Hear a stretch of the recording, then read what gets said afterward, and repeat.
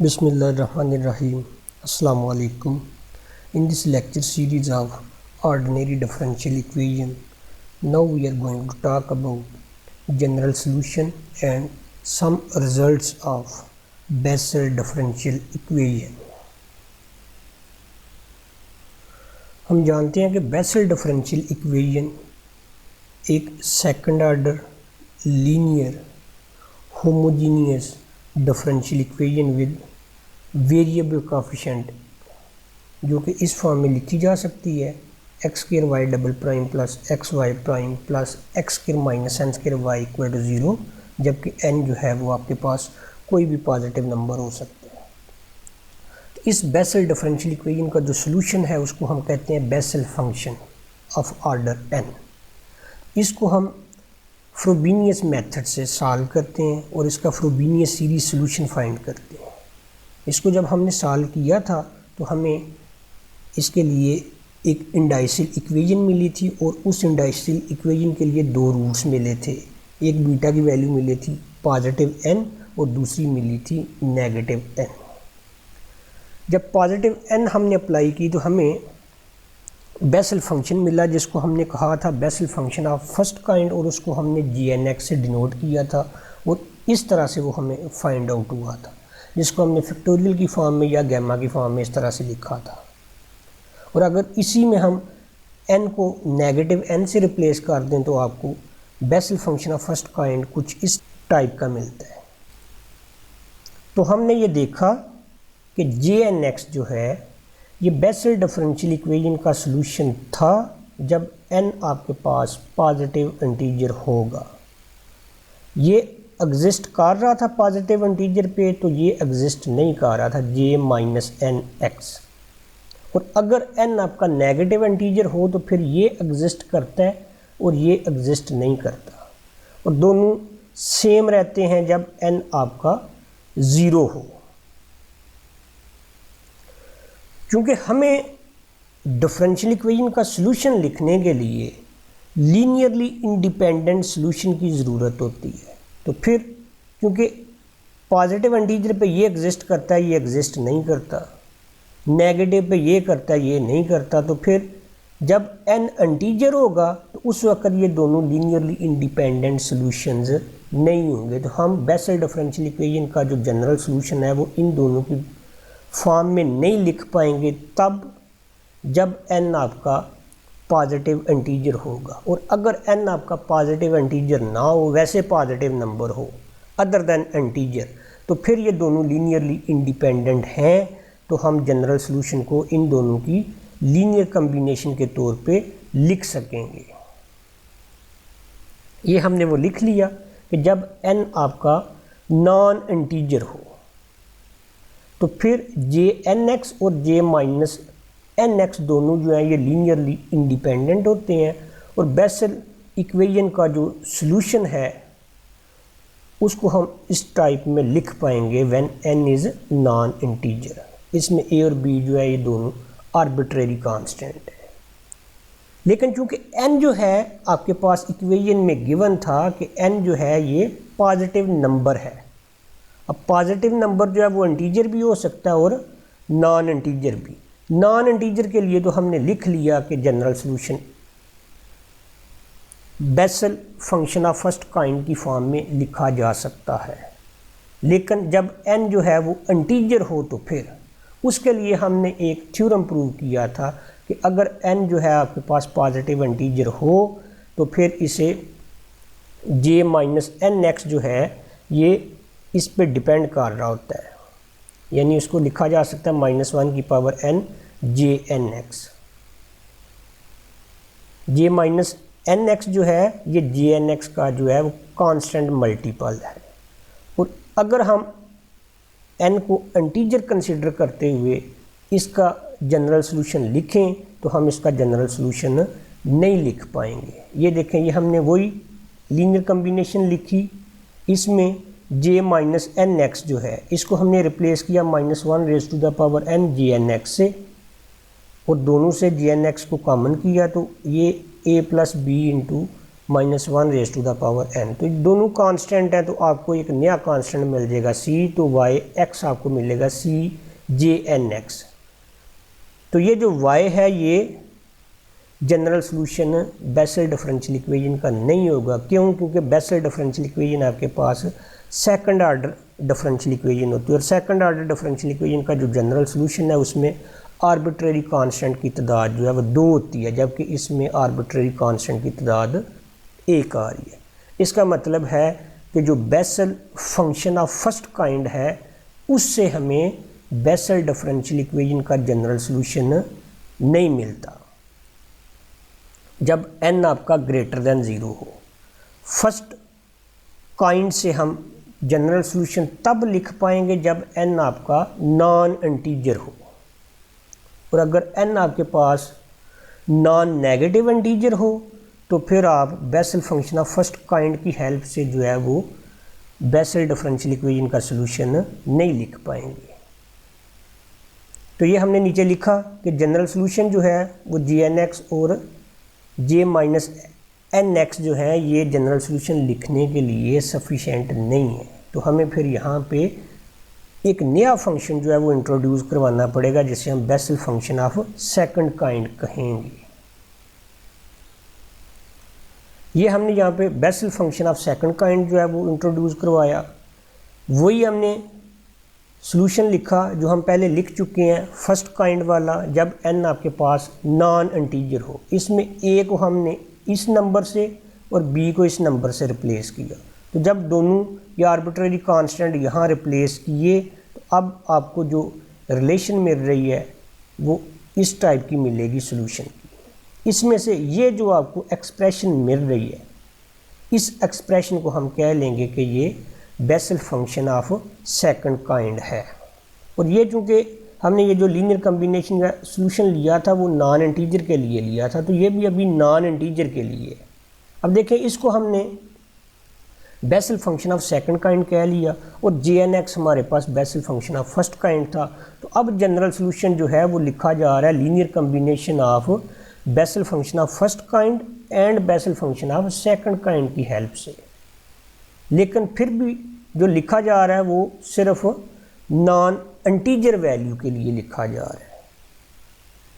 तो basal function of second kind ये जो एक्सप्रेशन है इसको फिर हम जैसे हमने फर्स्ट काइंड को Jnx से डिनोट किया, इसको हम कैपिटल YNX से डिनोट कर लेंगे। ठीक है, तो जनरल सॉल्यूशन फिर हम ये लिख लेंगे C1 Jnx प्लस C2 और इसको हम कैपिटल YNX। लेकिन कब? जब n आपका नॉन इंटीजर हो। तो हमें तो साथ इंटीजर को भी लेके चलना है क्योंकि सॉल्यूशन हमने बताना है n ग्रेटर देन 0 के लिए, सिर्फ जो है वो नॉन इंटीजर वैल्यू के लिए नहीं। अब वही हमने सेकंड काइंड जो है फंक्शन वो लिख लिया। इसको अगर हम इंटीजर्स पे चेक करें तो इंटीजर्स पे ये इनडिटर्मिनेट फॉर्म बन जाती है 0/0। तो लपिटर रूल से अगर हम इसको एवेलुएट करें तो इसको हम इस टाइप में लिख सकते हैं कि limit p approach to n, जब p जो है वो इंटीजर के अप्रोच तो हो लेकिन इंटीजर ना हो तो फिर हम YNX को इस टाइप में लिख पाएंगे। अब basal function of second kind जो है उसको हम ओवरऑल ये लिख रहे हैं। ये दो एक्सप्रेशन है आपके पास। ये एक्सप्रेशन जो है ये है नॉन इंटीजर वैल्यू के लिए और ये एक्सप्रेशन जो है ये इंटीजर वैल्यू के लिए, और दोनों एक्सप्रेशन को ओवरऑल हमने कैपिटल YNX से डिनोट कर लिया है। अब JNX जो है ये अकेला जो है वो इंटीजर वैल्यू और नॉन इंटीजर वैल्यू दोनों के लिए जो है सॉल्यूशन है बेसल इक्वेशन का फर्स्ट काइंड। वो इसलिए कि ये हमने Bessel function of first kind लिखा हुआ है इंटीजर वैल्यू के लिए, फिर हमने ये जनरल सॉल्यूशन लिखा नॉन इंटीजर वैल्यू के लिए। तो JNX जो है वो नॉन इंटीजर वैल्यू के लिए भी यही है और इंटीजर वैल्यू के लिए भी यही है। तो इसी तरह से अब देखें YNX जो है उसको भी हमने इंटीजर और नॉन इंटीजर वैल्यू दोनों के लिए हमने इसको इसी से डिनोट किया हुआ है। तो वाई एन एक्स जो है वो भी इंटीजर और नॉन इंटीजर वैल्यू के लिए, और जी एन एक्स जो है वो भी इंटीजर और नॉन इंटीजर वैल्यू के लिए, एक फर्स्ट काइंड और एक सेकंड काइंड। तो दोनों को ओवरऑल फिर हमने ये लिख लिया कि जब n आपका ग्रेटर देन 0 हो, अगर n यहाँ पे आपके पास सिर्फ इंटीजर है तो फिर कैपिटल वाई एन एक्स आप ये लिखेंगे और जी एन एक्स आपका वही लिखा जाएगा जो आपके पास है। इसी तरह से अगर n आपके पास इंटीजर नहीं है तो फिर वाई एन एक्स आप ये लिखेंगे और जी एन एक्स आपके पास वही है।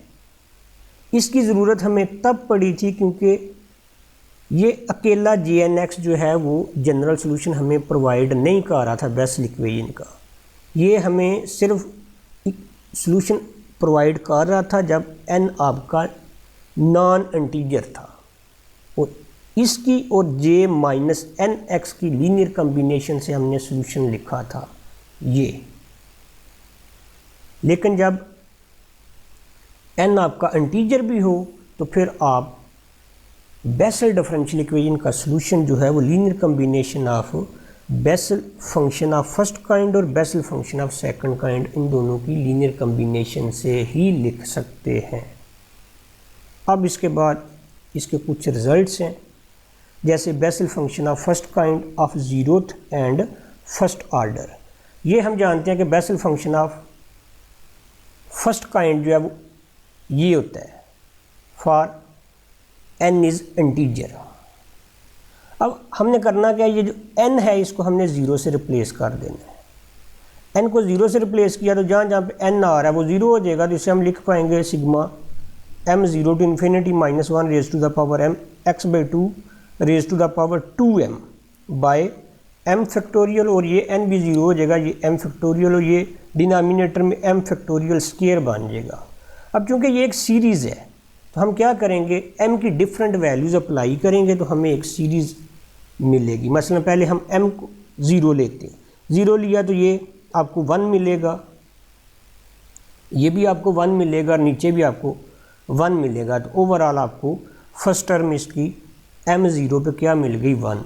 अगर आप m को 1 लेते हैं तो माइनस 1 की पावर m यानी 1 माइनस मिलेगा, तो ये माइनस लगा लिया। उसके बाद x की पावर 2 बाय 2 की पावर 2, और ये 2 की पावर 2 आ गई, और साथ 1 फैक्टोरियल 1 फैक्टोरियल 1 ही होता है और उसका स्क्वायर भी 1 ही होगा, तो नीचे 2 की पावर 2 ही आएगी। इसी तरह से जब हम m को 2 लेते हैं तो माइनस 1 की पावर 2, तो ये आपको पॉजिटिव नंबर मिलेगा +1, तो ये प्लस आ गया। x की पावर 4 डिवाइडेड बाई 2 की पावर भी 4 ये लिख ली, और साथ ये 2 फैक्टोरियल का स्क्वायर, और इसी तरह से आप इसको एक्सपेंड करेंगे। ठीक है, अब यहाँ हमने अगले स्टेप में ये किया कि ये जो 2 फैक्टोरियल है, चूँकि ये 2 होता है तो इसको 2 का स्क्वायर लिख लिया, 2 की पावर 4 16 होती है तो इसको हमने 4 की पावर 2 लिख लिया। इसी तरह से ये 3 फैक्टोरियल जो है इसको हम लिख सकते हैं मल्टीपल ऑफ 3 2 1, यानी प्रोडक्ट ऑफ 1 2 3, तो 3 की पावर 2, उसके बाद 2 की पावर 2 और ये 2 की पावर 6, इन सब को मिला के हम इसको लिख सकते हैं 2 की पावर 2 4 की पावर 2 6 की पावर 2। तो ये आपको मिला basal function of first kind of zeroth order. इसी तरह अब आपने इसका फर्स्ट ऑर्डर फाइंड करना है, तो आपको n को क्या करना पड़ना है, 1 से रिप्लेस करना पड़ना है। n को 1 रखा तो जहाँ जहाँ n आएगा उसको आप 1 लिख लेंगे, तो आपको मिलेगा फिर -1 की पावर m x/2 की power 2 m + 1 by m factorial m + 1 factorial. उसी तरह से आप m को 0 1 2 3 अप्लाई करें तो आपको ये टर्म्स मिलती जाएंगी, और दोबारा से इनको आप क्या कर सकते हैं, उसी फॉर्म में लिख सकते हैं जैसे हमने पहले लिखा है। तो ये हैं दोनों basal function of zeroth and first order, और इनको अगर आप ग्राफिकली चेक करें तो ये इनके ग्राफ बनते हैं, ये J0x और ये J1x का ग्राफ।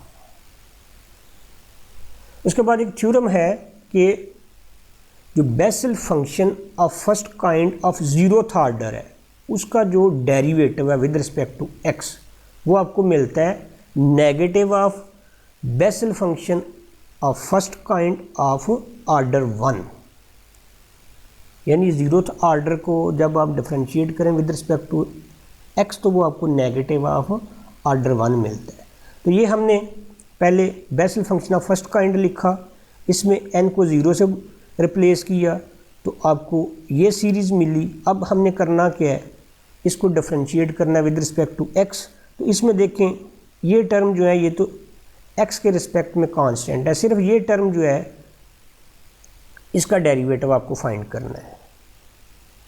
तो इसमें से हमने क्या किया, ये सिग्मा m 0 टू इन्फिनिटी है, इसमें m 0 पे हमने इसकी वैल्यू फाइंड कर ली, वो आपको मिलती है 1, और सिग्मा हमने 1 से स्टार्ट कर लिया। उसके बाद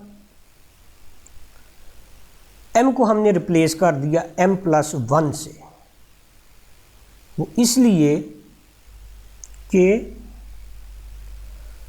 आपको J1x बनाना है, और J1x हम पीछे बना चुके हैं। इसके लिए डिनोमिनेटर में मुझे पता है कि मुझे m+1 फैक्टोरियल मिलता है, तो यहाँ मेरे पास क्या है, m फैक्टोरियल है।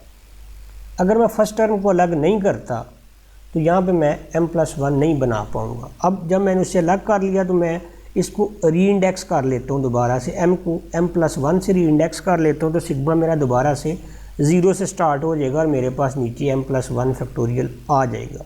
क्योंकि ये हमने J1x फाइंड किया था, तो इसमें देखें आपके पास m+1 फैक्टोरियल आ रहा था, इसलिए यहाँ m+1 फैक्टोरियल डिनोमिनेटर में बनाने के लिए हमने फर्स्ट टर्म को अलग किया, सिग्मा जो है वो हमने 1 से स्टार्ट किया, और अब हम दोबारा इसको 0 से स्टार्ट करेंगे तो हमें इसको री इंडेक्स करना पड़ेगा m को m+1 के साथ। तो जहाँ जहाँ m आ रहा है इस समेशन में उसको आप क्या करें, m+1 लिख दें।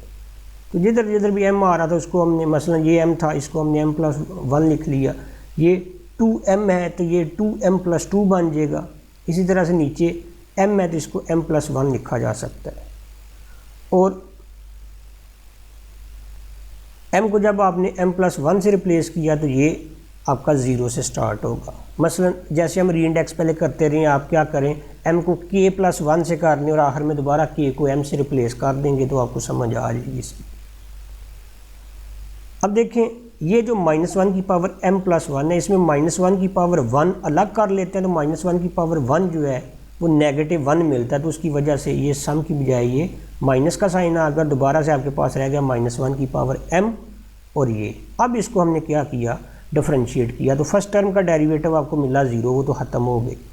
डेरिवेटिव आपका यहाँ से स्टार्ट होगा माइनस सिग्मा -1 की पावर m।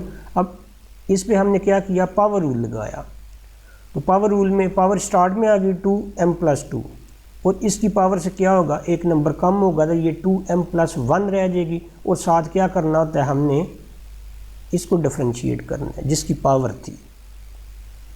तो x/2 को जब डिफरेंशिएट करेंगे तो इसका डेरिवेटिव 1/2 मिलेगा, और नीचे आपके पास m+1 फैक्टोरियल और m+1 फैक्टोरियल, क्योंकि स्केयर था हमने अलग अलग करके लिख लिया। अब देखें ज़रा, ये जो आपके पास टर्म है 2m+2, इसमें से अगर आप 2 कॉमन करें तो वो 2 इस 2 के साथ कैंसिल हो जाता है 1/2 से, आपके पास रह जाएगा m+1। वो m+1 इस m+1 से कैंसिल हो जाएगा, ये चूँकि m+1 फैक्टोरियल है तो इसे हम लिख सकते हैं m+1 इंटू m फैक्टोरियल। तो ये देखें, इसे हमने लिख लिया -1 की पावर m, ये और ये नीचे एक कैंसिल हो जाएगा, x/2 की पावर 2m+1, नीचे m फैक्टोरियल और m+1 फैक्टोरियल। और इसको हम क्या लिख सकते हैं, ये माइनस तो शुरू में आ गई, और ये जो है ये सारे का सारा आपके पास, ये देख लें J1x है। तो ये रिज़ल्ट हमने प्रूव कर लिया। ये थ्योरम था कि आपके पास जो 0th ऑर्डर होता है उसका derivative negative of first order के इक्वल होता है, तो वो हमने प्रूव कर लिया। अब देखें ज़रा आगे, थ्योरम है कि show that general solution of Bessel differential equation, उसको आप इस तरह से इंटीग्रल की फॉर्म में भी लिख सकते हैं, जिसमें a और b दोनों जो है वो आर्बिट्रेरी कांस्टेंट है। अब हम जानते हैं कि बेसल डिफरेंशियल इक्वेशन तो ये थी, ये हमने स्टार्ट में भी देखी है कि इस फॉर्म में हम इसे लिख सकते हैं। यहाँ पे हम लेट कर लेते हैं Y of X equal to U of X J N X, यानी यू जे एन ये सोल्यूशन है इस डिफरेंशियल इक्वेशन का। तो इसको हमने चूँकि सोल्यूशन कह लिया, जैसे हम फ्रोबेनियस में कहते हैं कि खुद से हम एक सीरीज़ जो है वो अज्यूम करते हैं कि ये इसका सोल्यूशन है, फिर हम उसको डिफरेंशिएट करते हैं as respect to order of differential equation. फिर जो आपको डेरिवेटिव मिलते हैं उन सब को आप क्या करते हैं, इक्वेशन में सब्स्टिट्यूट करते हैं। तो बिल्कुल यहाँ भी हमने ऐसे ही करना है। ये हमने सोल्यूशन अज्यूम किया, इस सोल्यूशन का फर्स्ट डेरिवेटिव मालूम किया, तो दोनों चूँकि फंक्शन ऑफ एक्स हैं तो प्रोडक्ट रूल लगाया। पहले हमने फर्स्ट को जो है उसी तरह रहने दिया, तो सेकंड को डिफरेंशिएट कर लिया, फिर फर्स्ट को डिफरेंशिएट कर लिया और सेकंड को उसी तरह रहने दिया। अब इसी तरह से आप इसका सेकंड डेरिवेटिव फाइंड करेंगे, तो पहले ये भी दो फंक्शन हैं एक्स के, इन पे प्रोडक्ट रूल और इन पे अलग से प्रोडक्ट रूल लगेगा, तो आपको ये सेकंड डेरिवेटिव मिलेगा। अब Y double prime, Y prime और वाई आपके पास है, ये तीनों वैल्यूज़ आप बेसल डिफरेंशियल इक्वेशन में सब्स्टिट्यूट कर दें। तो वाई डबल प्राइम को आप इससे रिप्लेस करें, वाई प्राइम को इससे रिप्लेस करें और वाई को आप इससे रिप्लेस करें। ये हमने वो रिप्लेसमेंट की। इसमें अब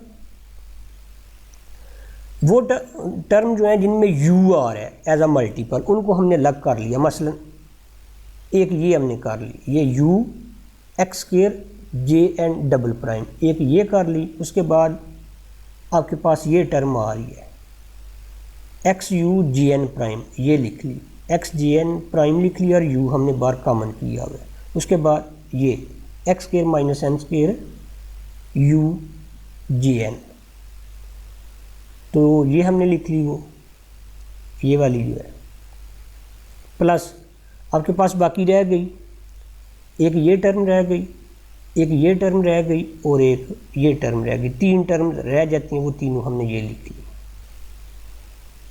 अब चूंकि हमें पता है कि जे एन एक्स जो हमने ये लिखा था Y X equal to U J N X, J N X को तो हमने कहा था कि ये Bessel function of first kind है, तो ये बेसल इक्वेशन का क्या है, सॉल्यूशन है। तो इसका मतलब है कि जब भी हम जे एन एक्स को इस इक्वेशन में सब्स्टिट्यूट करेंगे तो ये इक्वेशन सेटिस्फाई होगी, यानी y को हम क्या करेंगे, रिप्लेस कर देंगे जे एन एक्स से। अगर y डबल प्राइम है तो J N double prime, y prime है तो जे एन प्राइम, y है तो जे एन। तो ये देखें ये पूरी इक्वेशन बन रही है वो। तो ये सारी जो है, क्योंकि जे एन जो है वो basal function of first kind है, तो वो तो सोल्यूशन है बेसल इक्वेशन का, उसने तो बेसल इक्वेशन को सेटिस्फाई करना ही करना है। तो जब उसको उसमें सब्स्टिट्यूट करेंगे तो आपको क्या रिजल्ट मिलेगा, 0 इक्वल टू 0, यानी ये साइड भी आपको क्या मिलेगी, 0 मिलेगी। तो इस सारे को मैं क्या करता हूँ, ये जो ब्रैकेट के अंदर है ये सारा 0 हो जाएगा, 0 मल्टीप्लाई यू 0, फर्स्ट टर्म ये सारी ख़त्म हो जाएगी। आपके पास सिर्फ ये तीन टर्म जो है वो सर्वाइव करेंगी, वो तीनों हमने लिख ली। अब इनको मैं डिवाइड कर देता हूँ, चूँकि राइट साइड पे 0 है तो मैं इनको डिवाइड कर सकता हूँ X square U prime J N से। मीन्स कि आप इनमें से X square U prime J N common कर रहे हैं, ठीक है। तो जब कॉमन किया तो आपके पास क्या रह गया, U double prime by you prime, x square और जे एन जो है ये कैंसिल हो जाएंगे।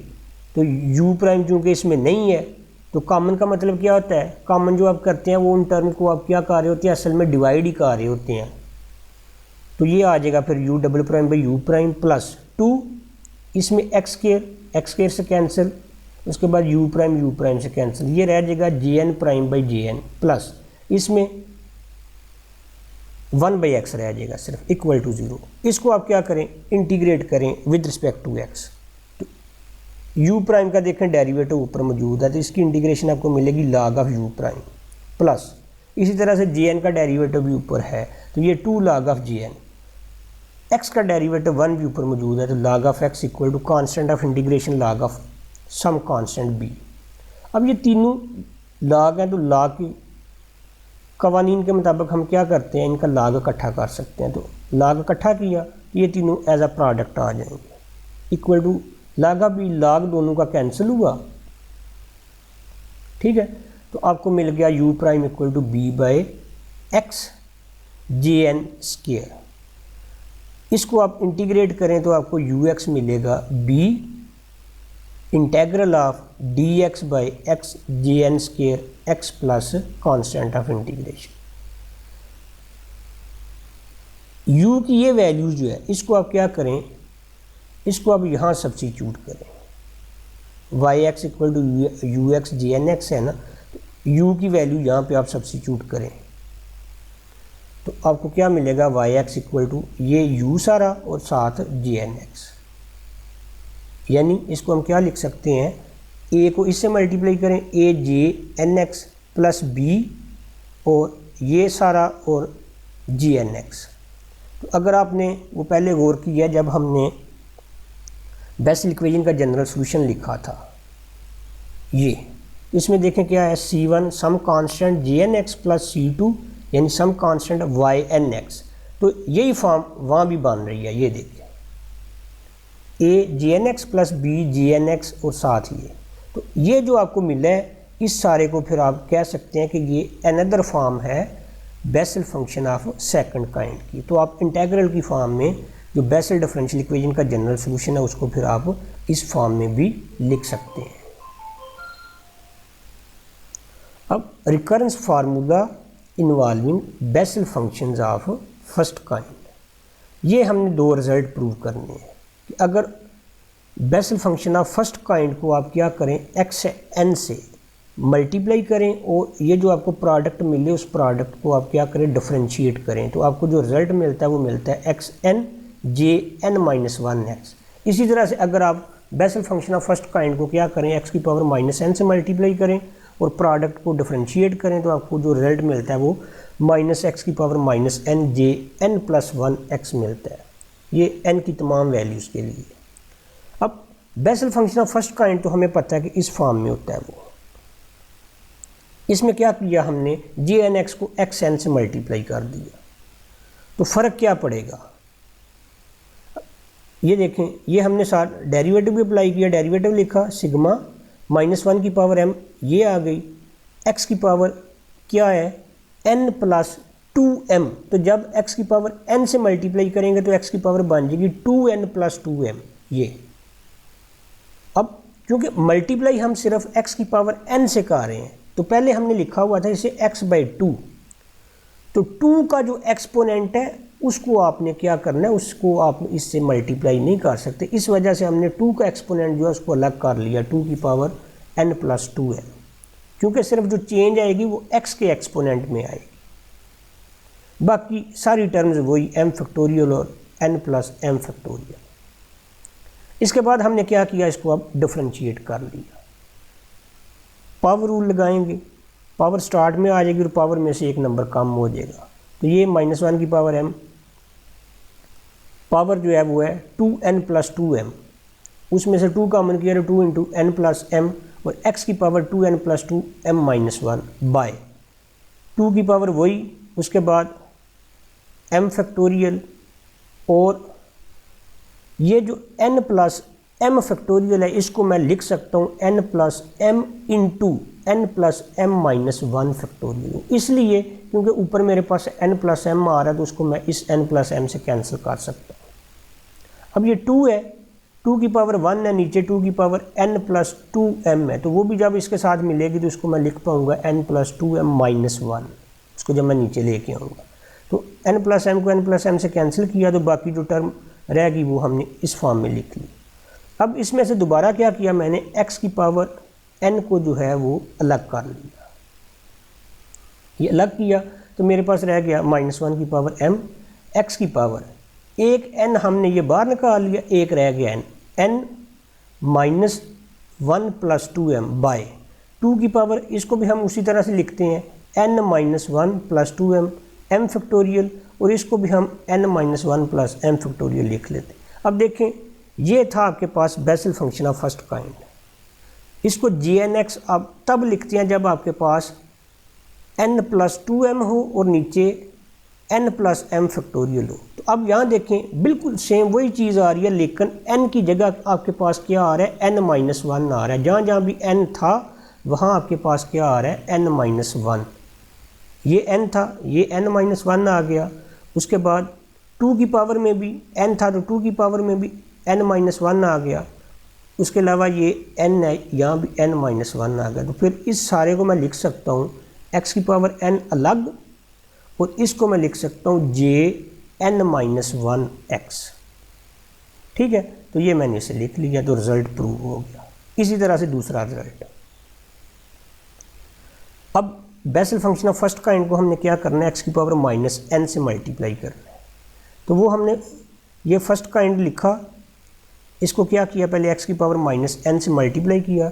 जब -n से मल्टीप्लाई किया तो यहाँ x की पावर n है, तो जब -n से मल्टीप्लाई करेंगे तो n और -n कैंसिल हो जाएंगे, तो x की पावर आपके पास सिर्फ रह जाएगी 2m, जबकि 2 की पावर जो है वो वही रहेगी। मल्टीप्लाई आप x की पावर -n से कर रहे हैं तो सिर्फ x की पावर में जो है फ़र्क आएगा, बाकी सारी टर्म्स आपकी उसी तरह से रहेंगी। तो 2 की पावर जो है n + 2m, उसको हमने अलग कर लिया कि अगर हम इधर ही रहने दें तो फिर 2 की पावर कुछ और होगी, x की पावर कुछ और होगी, तो उन दोनों को हम इकट्ठा नहीं लिख सकते, इस वजह से हमने 2 की पावर को अलग कर लिया। अब इसमें डेरिवेटिव लेना था तो डेरिवेटिव अप्लाई किया, तो 2 की पावर m स्टार्ट में आ गई, तो 2 की पावर m-1 जो है वो x का एक्सपोनेंट रह गया। नीचे सारी टर्म्स वही हैं। इसके बाद ये 2 जो है ये नीचे आ जाएगा, इसकी पावर जो है वो n + 2 m-1 बन जाएगी, और साथ ये जो m है इस m को इस m से कैंसिल कर देंगे, तो ये रह जाएगा आपके पास m-1 फैक्टोरियल और साथ n + m फैक्टोरियल। इसके बाद इसमें से क्या करते हैं हम, यानी इसको हम जो है मल्टीप्लाई और डिवाइड जब किया x की पावर -n से, तो ये मल्टीप्लाई वाला तो हमने बाहर निकाल लिया, और जो डिवाइड वाला होगा उसको जब आप नामिनेटर में लेके जाएंगे तो x की पावर बन जाएगी +n, वो इस x की पावर 2m-1 के साथ मिलके बन जाएगी n + 2m-1। बाकी सारी टर्म्स वैसे ही, लेकिन यहाँ देखें एक चीज़ में हमने फ़र्क डाला है। यहाँ सिग्मा जो है m 0 से स्टार्ट हो रहा था यहाँ पे, लेकिन जब हमने m को कैंसिल किया है इस m फैक्टोरियल के साथ, तो अब सिग्मा जो है वो आपका 0 से स्टार्ट नहीं हो सकता, क्योंकि 0 से स्टार्ट करने से ये सारी टर्म जो है वो 0 हो जाएगी। तो 0 अगर हो जाती है तो फिर उसको रखने का कोई जवाज़ नहीं बनता, हम इसको 1 से स्टार्ट करेंगे इस वजह से, क्योंकि जब आप देखें m को हम 0 लेते हैं तो ये क्या बनेगा 0 - 1 फैक्टोरियल, यानी -1 फैक्टोरियल। और नेगेटिव इंटीजर का फैक्टोरियल जो होता है वो आपको पता है इन्फिनिटी होता है, तो ऊपर जो नंबर मर्जी आ रहे नीचे इन्फिनिटी आएगा, तो आपको रिजल्ट क्या मिलेगा m0 पे 0। इस वजह से उस 0 का हमें कोई फ़ायदा नहीं, हम फैक्टोरियल जो है सिग्मा इसको कौन से स्टार्ट कर लेते हैं m = 1 से। ठीक है, अब हमने क्या किया, इसको दोबारा से रीइंडेक्स करते हैं m को k + 1 के साथ, जहाँ जहाँ m आ रहा है उसको k + 1 से रिप्लेस कर दे। रीइंडेक्स पीछे भी हमने की है और यहाँ भी कर रहे हैं, सिर्फ इसका मकसद ये होता है कि जब भी आपके पास सिग्मा जो है वो 0 से स्टार्ट ना हो रहा हो, तो आपने उसको सिग्मा से स्टार्ट करवाना हो तो फिर आपको रीइंडेक्स करना पड़ता है। अब चूँकि m आपका यहाँ से 1 से स्टार्ट हो रहा है, आप इसको 0 पे लाना चाह रहे हैं, इस वजह से आपको क्या करना पड़ेगा, इसको रीइंडेक्स करना पड़ेगा। तो जहाँ जहाँ भी m है उसको k + 1 से रिप्लेस कर दें। ये m था, ये k + 1 बन गया, ये 2m है, ये 2k + 2 बनेगा, और वो जो +2 होगा इस -1 के साथ 1 रह जाएगा। नीचे ये देखें, ये k + 1 - 1 k फैक्टोरियल रह जाएगा, और इसको हम लिख पाएंगे n + k + 1 फैक्टोरियल, और ये n + 2m है, यानी 2k + 2 - 1 2k + 1 रह जाएगा। ठीक है, और सिग्मा आपका कहाँ से स्टार्ट होगा 0 से। कैसे कि अगर आपके पास m जो है वो 1 हो, m यहाँ पे 1 रखें, इस 1 को भी आप इधर लेके आएँ तो k आपको क्या मिलेगा 0। ठीक है, तो सिग्मा आपका 0 से स्टार्ट हो गया। अब इसको चाहे आप k की फॉर्म में लिखें, चाहे आप दोबारा से m की फॉर्म में लिख लें, है तो ये एक सीरीज़, आपको टर्म से गरज है, तो टर्म तो दोनों की सेम आएंगी, k पे तो डिपेंड नहीं करेगी या m पे, वो तो सिर्फ नंबर्स को शो कर रहा है कि कौन सी टर्म है इसकी। लेकिन जो टर्म्स आपको मिलेंगी वो सारी की सारी, चाहे इसको k की फॉर्म में लिखें चाहे m की फॉर्म में लिखें, वो आपको सीरीज सेम ही मिलेगी। इस वजह से इसको के में ही रहने दिया। अब ये जो -1 की पावर 1 है इसको अलग किया तो ये सारा सम जो है ये नेगेटिव हो जाएगा, और x की पावर -n सिग्मा ये रह जाएगी -1 की पावर k x की पावर n + 1 + 2k बाय। अब देखिए सबको जो है ना हमने लिख लिया, जैसे पिछले जो है पार्ट में हमने लिखा इसे n प्लस यहाँ पे 1 की फॉर्म में लिखा, वहाँ हमने लिखा था n-1, यानी असल में हम क्या करना चाह रहे हैं, इसका कंपैरिजन करना चाह रहे हैं फर्स्ट काइंड के साथ। फर्स्ट काइंड में n होता है, n में जो है वो m ऐड हो रहा होता है, तो यहाँ जहाँ जहाँ m है यहाँ आपके पास n+1 है, तो फिर इसको आप क्या कर पाएंगे, इसको आप jn+1 x लिख पाएंगे, माइनस x की पावर -n और jnx। इसके बाद 2-3 थ्योरम और हैं, मसलन x jn'(x + n jnx = x jn-1 x, और इसी तरह से ये बाकी जो है ये थ्योरम। फर्स्ट वाला जो है इसको पहले प्रूव कर लेते हैं। अभी हमने ये रिज़ल्ट प्रूव किया है कि जब भी फर्स्ट काइंड को आप x की पावर n से मल्टीप्लाई करते हैं तो इससे आपको मिलता है x की पावर n jn-1 x। तो वो पिछला रिज़ल्ट यूज़ करते हुए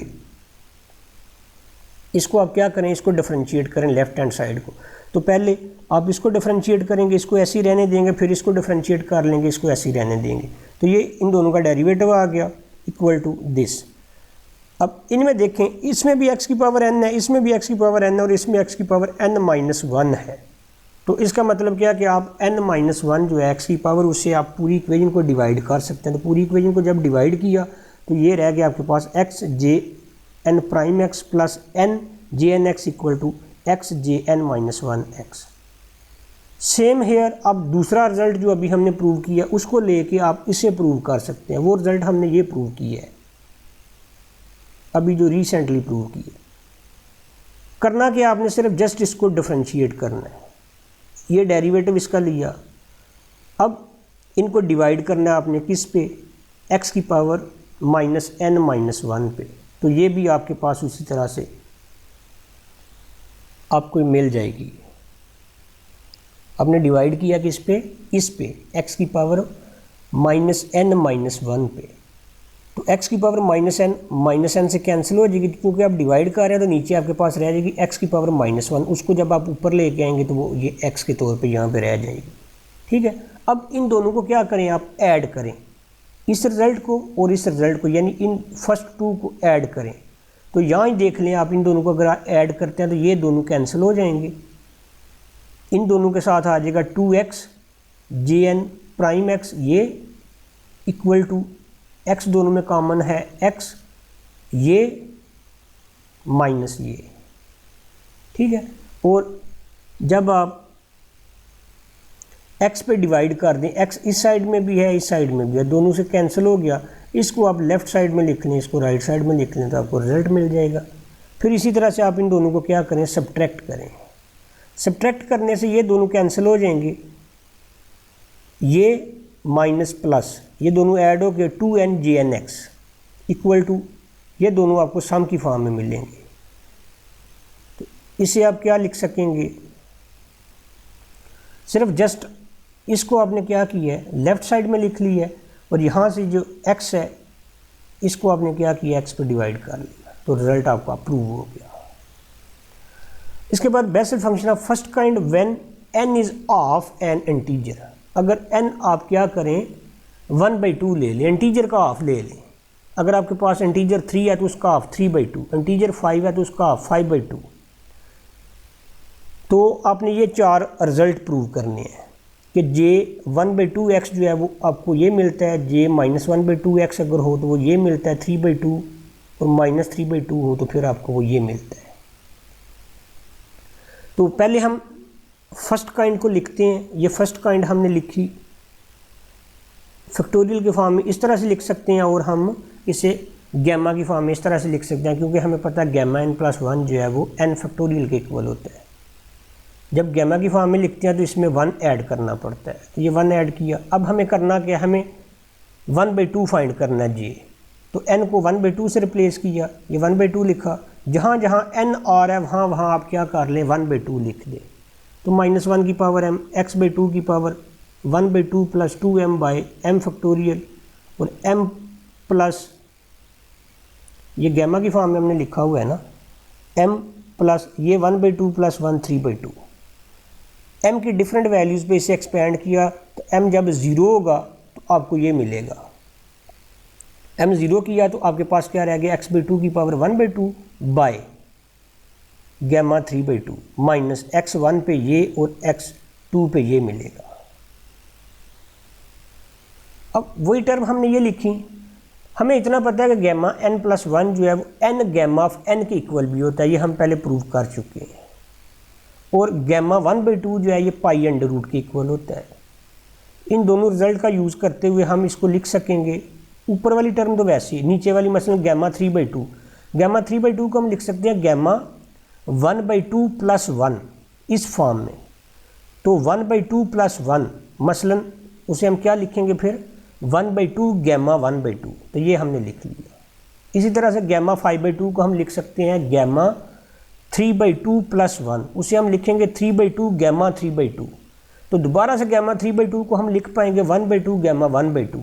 तो ओवरऑल हम गैमा 5/2 को लिख लेंगे 1/2 3/2 गैमा 1/2। इसी तरह से गैमा 7/2 को हम इस तरह से लिख लेंगे। अब जहाँ पे गैमा 1/2 आ रहा है उसको हम क्या करें, पाई अंडर रूट से रिप्लेस करें, बाकी टर्म वैसे ही रहने दें। ये नामिनेटर तो वैसे ही चाह रहे हैं, इसको 1/2 gamma pi under root 1/2 3/2 pi under root, और ये इसमें देखें सब में x/2 raise to the power 1/2 और 1/2 पाई अंडर रूट सब में आ रहा है। इसे कॉमन किया तो फर्स्ट टर्म से 1 रह गया माइनस सेकंड से 1/2 जो है वो आपके पास कॉमन आ चुका है। तो 5/2 को हम लिख सकते हैं 2 + 1/2, 2 + 1/2 5/2 बनेगा। तो आपके पास क्या रह जाएगा, x/2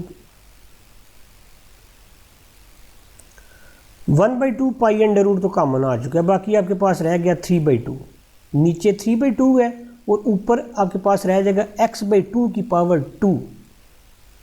x की पावर 2 तो हमने ये लिख ली, और नीचे वाला जो 2 की पावर 2 है वो नीचे आएगा यहाँ, तो उसका 2 जो है इस 3/2 के 2 के साथ कैंसिल हो जाएगा, और जो 2 है 1 2 और 3 मिलके क्या बन जाएगा 3 फैक्टोरियल। इसी तरह से ये 5 फैक्टोरियल। अब इसमें ये जो है अगर आप इसको क्या करें, मल्टीप्लाई और डिवाइड कर दें x से, ठीक है, तो जो डिवाइड वाला x है वो तो हमने ये लिख लिया, और जब मल्टीप्लाई करेंगे तो ये बनेगा x minus x³ 3 factorial plus x 5/5 factorial and so on. और उसको आप लिख सकते हैं साइन ऑफ x, क्योंकि साइन ऑफ x की ये सीरीज़ होती है x minus x³ 3 factorial plus x 5/5 factorial and so on. तो इस सारे की जगह हम क्या लिख लेंगे, साइन ऑफ x। अब ये x और ये x जो है इसकी पावर 1/2 है, इसकी पावर 1 है, तो ये स्क्वायर रूट नीचे आ जाएगा। इसके अलावा ये 2 ऊपर चला जाएगा और ये 2 नीचे है, इसकी पावर 1/2 है। तो इसे फिर हम इस तरह से लिख लेंगे 2/पाई x under root sine of x। फिर हम क्या करेंगे, n को -1/2 से रिप्लेस करेंगे। इसी में फर्स्ट काइंड में जहाँ जहाँ n आ रहा है उसको आप -1/2 से रिप्लेस कर दें। बिल्कुल सेम इसी तरह से हमने उसको रिप्लेस किया, टर्म्स जो हैं वो एक्सपेंड की। इन रिजल्ट्स का यूज़ करते हुए हम इसको इस फॉर्म में लिख लेंगे। इसमें से जो कॉमन आ रहा है उसको कॉमन किया तो बाकी आपके पास ये सीरीज़ रहेगी, और ये सीरीज़ जो है ये कॉज ऑफ x की सीरीज़ होती है। तो फिर इसे हम लिख लेंगे 2/पाई x under root cos of x। अब ये रिजल्ट हम पहले प्रूव कर चुके हैं कि jn-1x plus jn+1x equal to 2n/x jnx के इक्वल होता है। n को आप क्या करें 1/2 से रिप्लेस कर दें, तो ये बन जाएगा j-1/2x plus j3/2x plus 1/2 j1/2x। अब ये j3/2x इक्वल टू ये लिखा और माइनस इसको लिख लिया। j1/2x हम अभी फाइंड कर चुके हैं, j-1/2x भी फाइंड कर चुके हैं, उन दोनों की वैल्यूज़ लिखी है, ठीक है।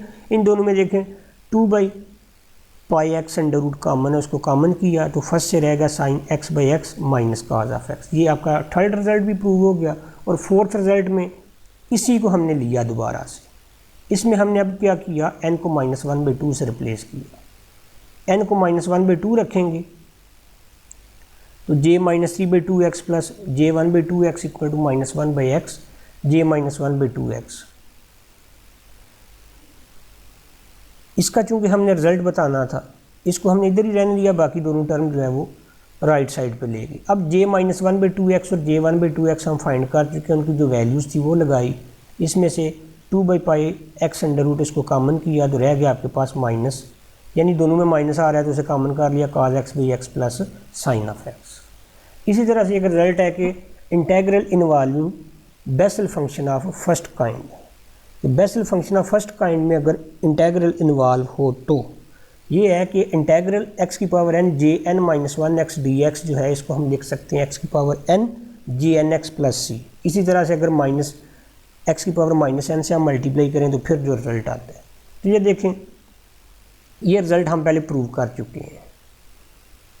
इसको हमने जस्ट इंटीग्रेट करना है, इंटीग्रेट किया तो इस साइड से इसका डेरिवेटिव ख़त्म हो गया। इसको हम लिख लेंगे x की पावर n, ये जो है इसका इंटेग्रल आ जाएगा ना, तो इसका डेरिवेटिव ख़त्म हो जाएगा और साथ कांस्टेंट ऑफ इंटीग्रेशन आ जाएगा। तो इसका इंटेग्रल x की पावर n jn-1x, इसको इंटेग्रल की फॉर्म में लिख लेते हैं, इसका डेरिवेटिव ख़त्म हो जाएगा x की power n jnx plus c। तो यही रिज़ल्ट आपको चाहिए था। इसी तरह से ये भी आप प्रूव कर चुके हैं, इसको भी आप क्या करें, इंटीग्रेट करें, इसका इंटेग्रल आ जाएगा और ये माइनस इस साइड में शिफ्ट हो जाएगी, इसका डेरिवेटिव ख़त्म हो जाएगा इंटीग्रेट करने से, ये इंटीग्रेंड रह जाएगा और plus constant of integration. Okay, अल्लाह हाफिज़।